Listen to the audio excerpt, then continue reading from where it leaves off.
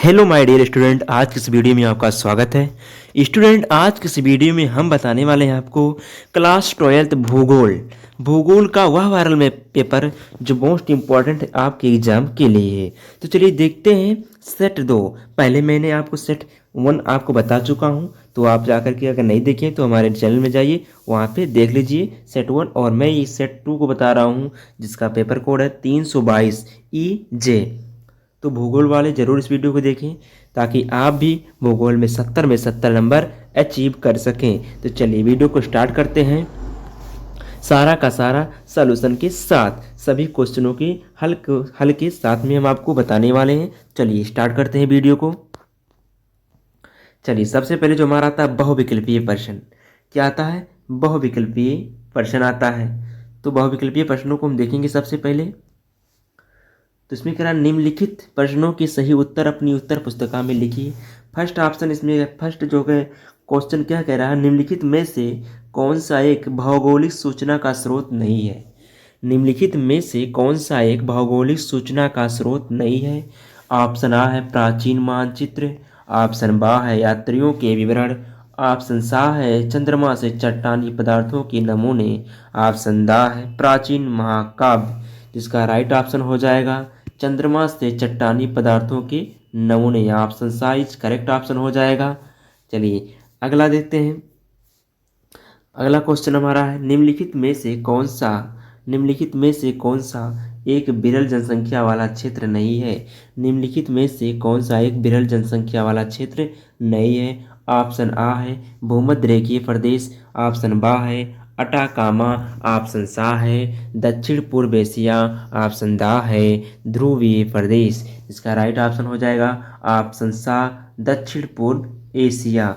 चलिए आगे बढ़ते हैं। अगला क्वेश्चन है निम्नलिखित प्रदेशों में से किसमें विस्तृत बड़ी वाणिज्य अनाज कृषि नहीं की जाती है? ऑप्शन आ है अमेरिका एवं कनाडा के प्रेरी क्षेत्र, ऑप्शन सा है अमेजन बेसिन, ऑप्शन बा है यूरोपीय स्टेपीज क्षेत्र, ऑप्शन दा है अर्जेंटीना के पंपास क्षेत्र। इसका राइट ऑप्शन हो जाएगा ऑप्शन सा अमेजिन बेसिन इसका राइट ऑप्शन हो जाएगा। चलिए आगे बढ़ते हैं। अगला क्वेश्चन है निम्नलिखित क्रियाकलापों में से कौन सा एक तृतीय क्रियाकलाप है? निम्नलिखित क्रियाकलापों में से कौन सा एक तृतीय क्रियाकलाप है? ऑप्शन आ है बुनाई, ऑप्शन बा है कृषि, ऑप्शन दा है आखेट, ऑप्शन सा है व्यापार। इसका राइट ऑप्शन हो जाएगा ऑप्शन सा इज करेक्ट ऑप्शन व्यापार।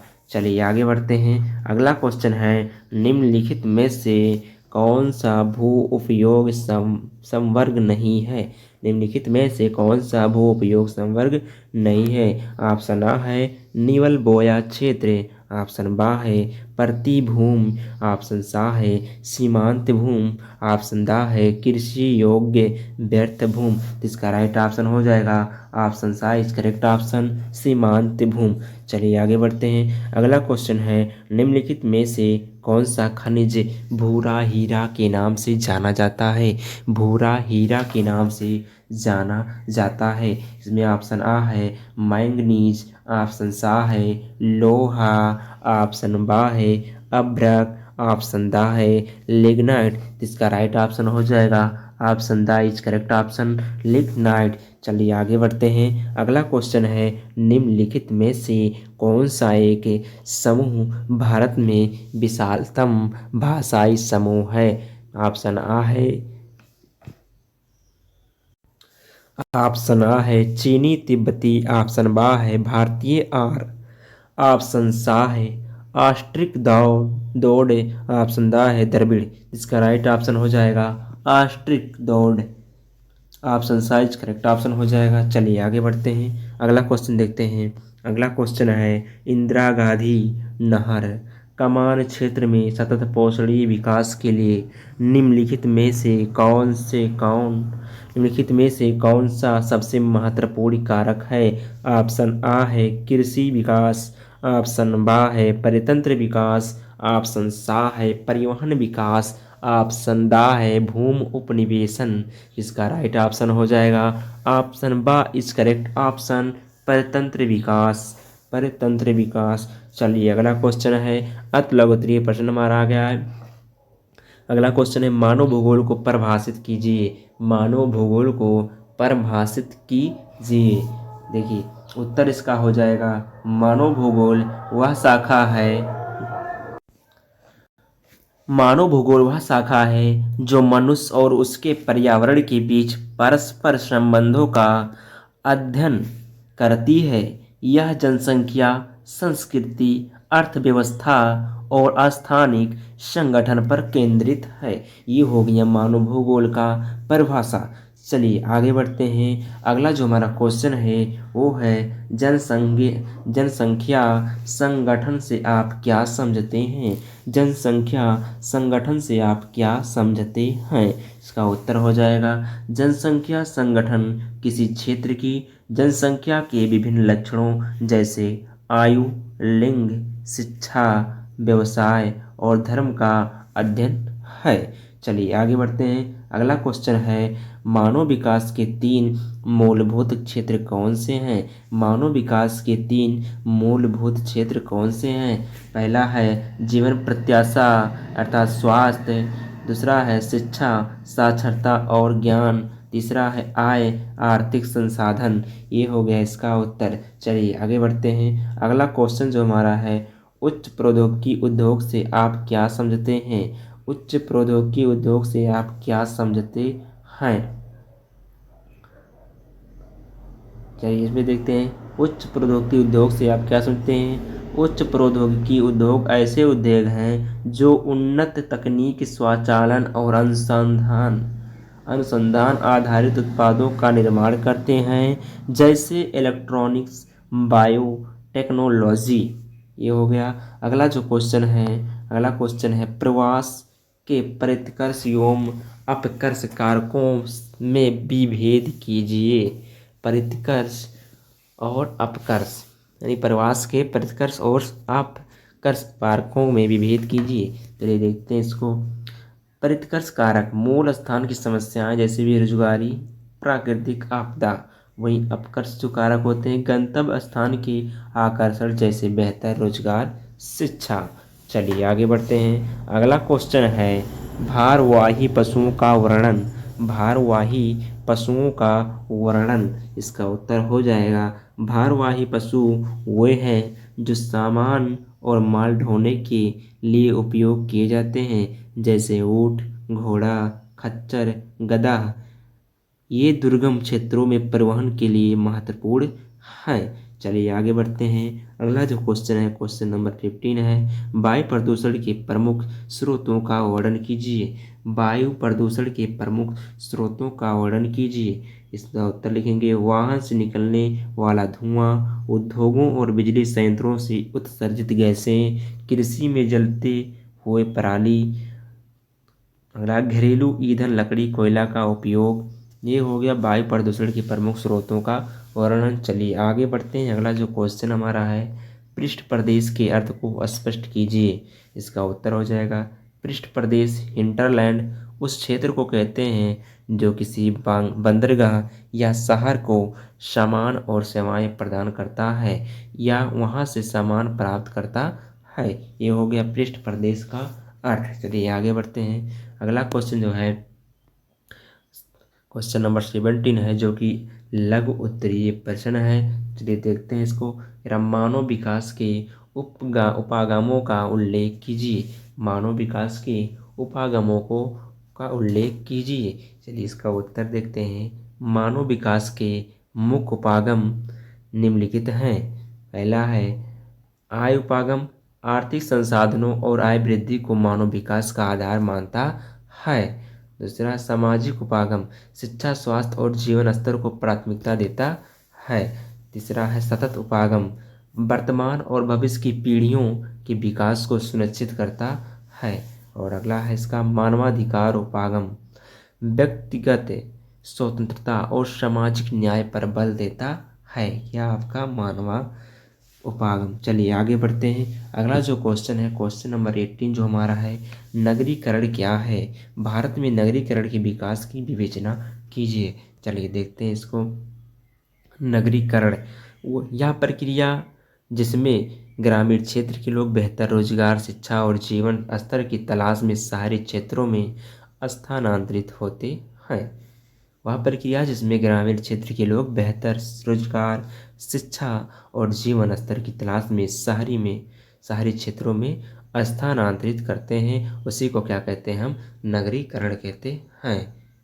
राइट। अब देखिए नगरीकरण, भारत में नगरीकरण के विकास, औपनिवेशिक काल, बंदरगाह शहरों मुंबई, कोलकाता, चेन्नई का विकास, स्वतंत्रता के बाद औद्योगिकीकरण और बुनियादी ढांचे के विकास के कारण नगरीकरण में वृद्धि, आधुनिक काल, सेवा क्षेत्र, आईटी, बैंकिंग के विस्तार ने बड़े पैमाने पर शहरीकरण को बढ़ावा दिया। चलिए आगे बढ़ते हैं। जो क्वेश्चन नंबर 19 है, बहुत इंपॉर्टेंट भी है। गहन निर्वहन कृषि के मुख्य विशेषताओं का उल्लेख कीजिए। गहन निर्वाह कृषि की मुख्य विशेषताओं का उल्लेख कीजिए। तो इसका उत्तर हो जाएगा सीमित भूमि पर अधिक उत्पादन, श्रम की अधिक आवश्यकता, मशीनरीकरण का कम उपयोग, फसल विविधता और प्राकृतिक खाद का प्रयोग, अधिकतर विकासशील देशों में प्रचलित। चलिए आगे बढ़ते हैं। जो अगला क्वेश्चन है क्वेश्चन नंबर 20 है। भारत में ग्रामीण बस्तियों के प्रकारों का विवरण दीजिए। भारत में ग्रामीण बस्तियों के प्रकारों का विवरण दीजिए। चलिए इसका उत्तर देखते हैं। नियोजित बस्तियाँ, सुव्यवस्थित और योजनाबद्ध जैसे पंजाब के गांव। विखंडित बस्तियाँ छोटे छोटे समूहों में बटी हुई जैसे उत्तर पूर्वी भारत। संकुलित बस्तियाँ घनी आबादी वाली जैसे गंगा के मैदान। रेखीय बस्तियाँ सड़क, नदी या रेलवे के किनारे फैली हुई बस्तियाँ। चलिए आगे बढ़ते हैं। अगला क्वेश्चन है क्वेश्चन नंबर 21 है। भारत में जल प्रदूषण की समस्याओं की विवेचना कीजिए। इसका उत्तर हो जाएगा उद्योगों का कचरा, रासायनिक और विषैले पदार्थ नदियों में बहाए जाते हैं। सीवेज का निपटान, घरेलू गंदा पानी सीधे जल स्रोतों में छोड़ा जाता है। कृषि रसायन, उर्वरक और कीटनाशक पानी में मिलाकर प्रदूषण बढ़ाते हैं। धार्मिक गतिविधियाँ, नदियों में मूर्तियों और पूजन सामग्री का विसर्जन। परिणाम, पीने योग्य पानी की कमी, स्वास्थ्य समस्याएं और पारिस्थितिकीय असंतुलन। ये हो गया भारत में जल प्रदूषण की समस्या की विवेचना। चलिए आगे बढ़ते हैं। अगला जो हमारा क्वेश्चन है क्वेश्चन नंबर 22 है। भरमौर जनजातीय क्षेत्र में समन्वित जनजातीय विकास कार्यक्रम ITDP के सामाजिक लाभ क्या हैं? उत्तर है शिक्षा और स्वास्थ्य सेवाओं में सुधार, आजीविका के साधनों का विकास, बुनियादी ढांचे जैसे सड़क और बिजली का विस्तार, महिलाओं और बच्चों के कल्याण पर ध्यान, सांस्कृतिक संरक्षण के साथ आर्थिक आत्मनिर्भरता। ये हो गया। अब आपका आ जाता है विस्तृत उत्तरीय प्रश्न। क्वेश्चन नंबर 23 है। विश्व में जनसंख्या वितरण एवं घनत्व को प्रभावित करने वाले कारकों की विवेचना कीजिए। इसका उत्तर हो जाएगा विश्व में जनसंख्या का वितरण असमान है। कुछ क्षेत्र घनी आबादी वाले हैं जबकि अन्य क्षेत्र बहुत कम आबादी वाले हैं। यह असमानता भौगोलिक, आर्थिक, सामाजिक और ऐतिहासिक कारकों के कारण होती है। चलिए आगे बढ़ते हैं। भौगोलिक कारक, इसका जो भौगोलिक कारक उसको देखते हैं। भौगोलिक कारक में जलवायु, अनुकूल जलवायु, उष्णकटिबंधीय और समशीतोष्ण क्षेत्र में जनसंख्या घनत्व अधिक होता है। कठोर जलवायु, ध्रुवीय और शुष्क क्षेत्र में जनसंख्या घनत्व कम होता है। अगला पॉइंट है भूमि की उर्वरता, गंगा, ब्रह्मपुत्र घाटी और नील नदी घाटी जैसे उपजाऊ क्षेत्रों में जनसंख्या घनी होती है। अगला पॉइंट है जल उपलब्धता, जल स्रोतों के पास बसे क्षेत्र जैसे नदियों के किनारे में जनसंख्या घनी होती है। अगला हेडिंग है प्राकृतिक बाधाएं, पहाड़, रेगिस्तान और घने जंगलों में जनसंख्या कम होती है। चलिए आर्थिक कारण देखते हैं। आर्थिक कारक, औद्योगिक क्षेत्र, उद्योगों के कारण रोजगार के अवसर बढ़ते हैं जिससे जनसंख्या घनी हो जाती है। उदाहरण पश्चिमी यूरोप और पूर्वी अमेरिका। अगला हेडिंग है कृषि प्रधान क्षेत्रों में जनसंख्या अधिक होती है। वाणिज्य और व्यापार, बंदरगाह और व्यापारिक केंद्रों में जनसंख्या घनत्व अधिक होता है। अब चलिए देखते हैं सामाजिक और राजनीतिक कारक को। सामाजिक संगठन, सामाजिक स्थिरता और शांति वाले क्षेत्रों में जनसंख्या घनी होती है। राजनीतिक कारक, युद्ध और अशांति के कारण जनसंख्या प्रभावित होती है। उदाहरण अफ्रीका के युद्धग्रस्त क्षेत्र। चलिए अब आ गया ऐतिहासिक कारक। पुराने सभ्यता क्षेत्र, प्राचीन सभ्यता वाले क्षेत्रों में जनसंख्या घनी होती है। उदाहरण मेसोपोटामिया और भारतीय उपमहाद्वीप। ये हो गया। चलिए आगे बढ़ते हैं। इसी में अथवा करके क्वेश्चन पूछता है, विश्व में पार महाद्वीपीय रेल मार्गों का वर्णन कीजिए। इसका उत्तर हो जाएगा परिचय। पार महाद्वीपीय रेलवे मार्ग विभिन्न महाद्वीपों में प्रमुख स्थानों को जोड़ने वाले लंबे रेल नेटवर्क हैं। ये आर्थिक, सामाजिक और सांस्कृतिक दृष्टि से महत्वपूर्ण हैं। प्रमुख पार महाद्वीपीय रेल मार्ग ट्रांस साइबेरियन रेलवे अर्थात रूस में।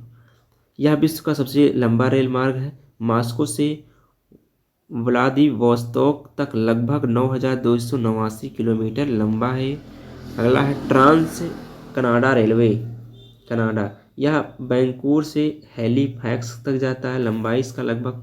लंबाई इसका है 4,500 किलोमीटर। आगे बढ़ते हैं।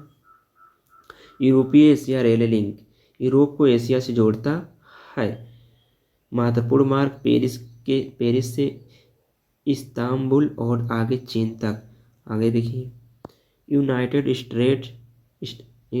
States transcontinental railway. यह अमेरिका के पूर्वी तट को पश्चिमी तट से जोड़ता है। अगला पॉइंट है न्यूयॉर्क से सैन फ्रांसिस्को तक। महत्व इसका देखिए, आर्थिक विकास और व्यापार, लोगों और समाधानों का सुगम परिवहन, सांस्कृतिक और सामाजिक संपर्क बढ़ाना।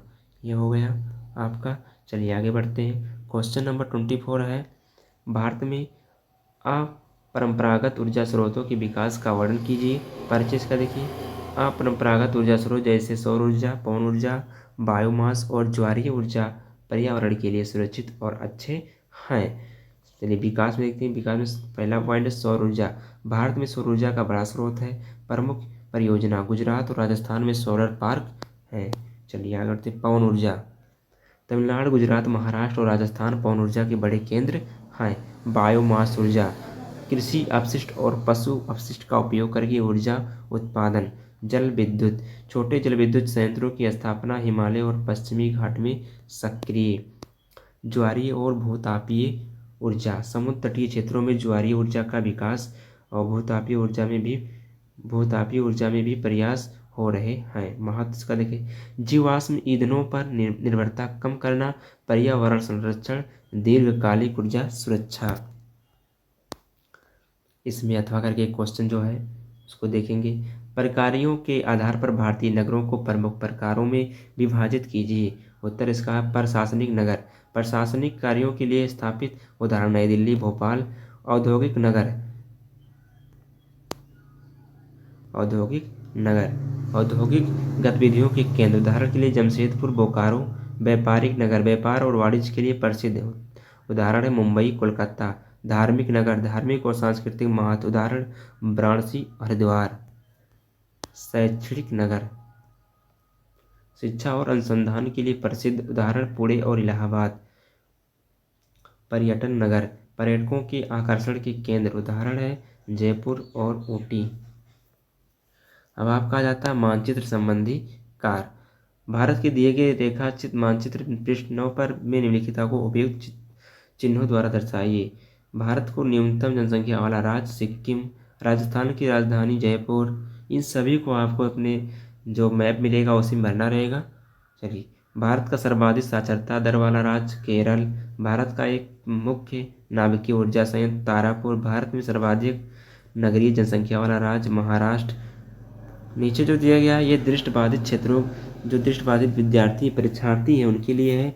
उनको केवल क्या करना है, इसका उत्तर लिखना है, ना कि इसको उनको जो मैप पे दर्शाना है। तो लिखा है राजस्थान की राजधानी, इसको लिख देना है। और भारत के सर्वाधिक साक्षरता दर वाले राज्य का नाम, भारत के एक मुख्य नाभिकीय ऊर्जा संयंत्र का नाम, भारत में सर्वाधिक नगरीय जनसंख्या वाले राज्य का नाम, भारत के न्यूनतम जनसंख्या वाले राज्य का नाम। इसको केवल अपने उत्तर पुस्तिका में लिख देना है और आप जो पूरा नंबर पा जाएंगे। चलिए आगे बढ़ते हैं। क्वेश्चन नंबर 26 है, विश्व की दिए गई रेखा मानचित्र पृष्ठ 11 पर निम्नलिखित को उपयुक्त चिन्हों द्वारा दर्शाइए और उनके नाम भी लिखिए। रूस की राजधानी नगर मॉस्को। उत्तर अमेरिका का सबसे अधिक जनसंख्या वाला देश संयुक्त राज्य अमेरिका। विश्व का सर्वाधिक मानव विकास सूचकांक HDI वाला देश नॉर्वे। दक्षिण पूर्व एशिया एक समुद्री पत्तन बंदरगाह और ब्राज़ील की एक मुख्य नदी अमेजन नदी। अब नीचे जो दिया है केवल दृष्टिबाधित परीक्षार्थियों के लिए प्रश्न संख्या 26 के स्थान पर निर्देश निम्नलिखित प्रश्नों के उत्तर अपनी पुस्तिका में लिखिए, मानचित्र का उपयोग ना कीजिए। साफ साफ इसमें लिखना कि दृष्टिबाधित परीक्षार्थी हैं उनको मानचित्र का उपयोग नहीं करना है, तो ये उनके लिए है। ठीक, तो आई होप आप सबको ये सारा चीज़ बाखूबी अच्छे से समझ में आया होगा। तो जितना मैंने बताया है इसको अच्छे से कर तैयार कर लेते हैं तो अपने बोर्ड एग्जाम में आप टॉप करेंगे, कोई रोक नहीं सकता है। तो आई होप आपको मेरा वीडियो पसंद आया होगा, तो प्लीज़ वीडियो को लाइक से सब्सक्राइब कर हमें सपोर्ट ज़रूर करें, ताकि ऐसे ही वीडियो आप सबके बीच में मैं लाता रहूं। तो आज के लिए इतना ही गाइस, मिलते हैं नेक्स्ट वीडियो में, तब तक के लिए पढ़ते रहो, मस्त रहो। जय हिंद, जय भारत।